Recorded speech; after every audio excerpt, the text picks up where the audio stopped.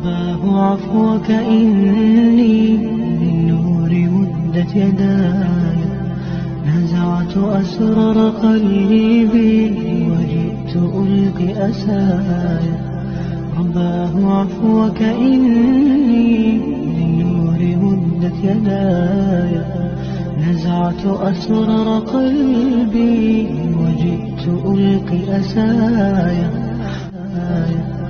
رباه عفوك إني للنور مدت يداي।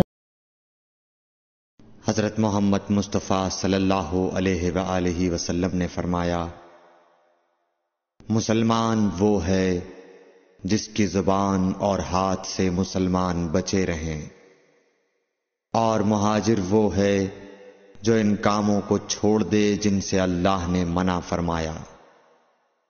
सही बुखारी हदीस नंबर 10।